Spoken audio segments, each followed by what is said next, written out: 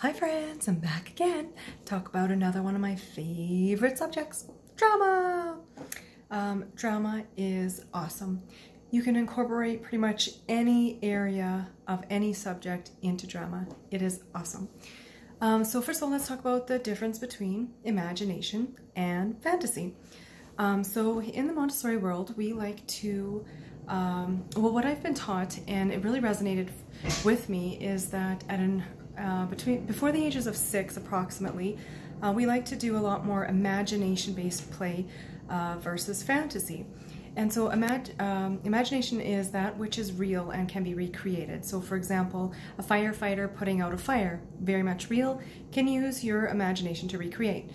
Whereas maybe a superhero jumping off a building, not so real. And the reason why we prefer the imagination is because when kids are younger, they're still trying to process the difference between reality and imagination and what's real, what's not. And fantasy is very important and great to introduce after the age of approximately 6. So I'm going to talk a little bit about imagination and some fun things that we can do with some of the materials you might have at home. So from 18 months to about 2 years of age, kids like to play, maybe practice their communication dialogue. It's a great age to do social skills, social stories, manners, maybe take turns sharing through maybe Polly Pockets, depending on your maturity of your children. There's those little people that you can play with, or even crafts. So some things that you might do or maybe engage in a conversation. Hi, how are you? Oh, my name is so-and-so. Oh, do you want to be my friend? Yeah, we can go down the slide together. Oh, let's take turns. Yeah. And so something like that. And that's a way to incorporate those social skills into imagination.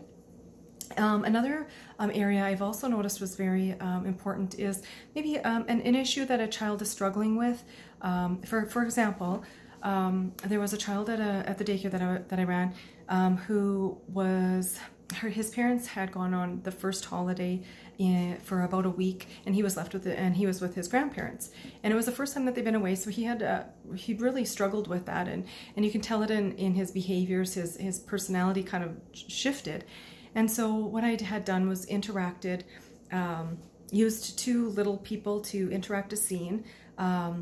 Going on an airplane ride, having fun, and then coming back home, and then greeting some kids, and oh yeah, we had so much fun, kind of thing. And the child was very much engaged, and you can tell that there was a lot of softness and understanding and acceptance almost in what was going on in his life after that. His behaviors had kind of shifted a little bit, and again, there was a little bit more understanding and less behavior issues that arose. So it was those kind of situations where children are trying to process or understand what's going on around them. Great to use toys to do that at the young age. Maybe even up to 18 months might be a little young to do that, but 2, 3, 4. And there's also, a little bit more mature toys like Legos too. From the 3 to 5-year-olds, they love to make believe. They like to pretend they're the community helpers in the neighborhood, mail carriers, vets, teachers. Family role playing, so sometimes they might like to be a sister or brother. The mom and kids are pretty important, mom, kids. They like to mimic and role play what their parents do or what they see that's going around them. So grocery shopping, going on a picnic, an adventure in outer space. Some of their favorite items to use are hats, scarves, blankets, sometimes ties. Random pieces of fabric are awesome to make believe, but I've seen just the amazingness of their imagination take hold and plan I've seen 4-year-olds plan a 45-minute picnic, and just the strategizing and planning that is involved in that is just mesmerizing. I just absolutely love watching them create, plan, pick up their materials, pack it in a backpack, and take it to the other end of the house and plan out a picnic. Like, just amazing. So some of the things that I found that you might have at home, I do have 3 buckets of costumes that I kind of like to keep, but some things that you might have, like I said, pieces of fabric or scarves. So with maybe a spring fabric, they might be able to pretend that they're maybe a princess with manners and have a tea party. Maybe they could be a Western, maybe a cowgirl or a cowboy.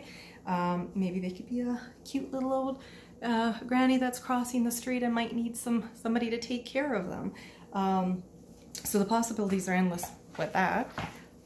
Maybe with a sparkly, they love sparkly fabrics as well. So maybe they like to be dressing up and going on a dinner date in a restaurant, and maybe you could serve them, have a menu, you could plan a menu, even create a menu and dress up, or maybe you can go to outer space. Maybe you could have a disco dance party. Amazing things just with a piece of fabric. Maybe you can go through your closet and find some fancy collared shirt that you could use as a doctor or a nurse, or maybe just dad going to work. Some ties, same thing, dad going to work, or taking care of the lawn, or those dad things that they like to do, tools, maybe fixing something around the house. So again, they like hats. You can pick a random hat and all of a sudden you're a cowgirl, yeah, yeehaw. Maybe a pirate, or maybe a magician, and you can pull something out of your hat. A cool thing about 3 to 5-year-olds is that it's pretty easy to fool them in imagination. Maybe you can make some musical instruments and have a marching band, or find some around the house. So there's so many cool things that you can do. So like I gave a few different examples of some real life situations that they like to replay, but going on a picnic, they absolutely love food and making things up with that. But so yeah, so there's a few examples that I have just from random things around my house. And like I said, possibilities are endless, and sometimes you don't even have to use your own ideas. They have tons. You give them just a little sprinkle and just watch it grow. But anyway, I hope you could use those, and I'll talk to you soon. Bye.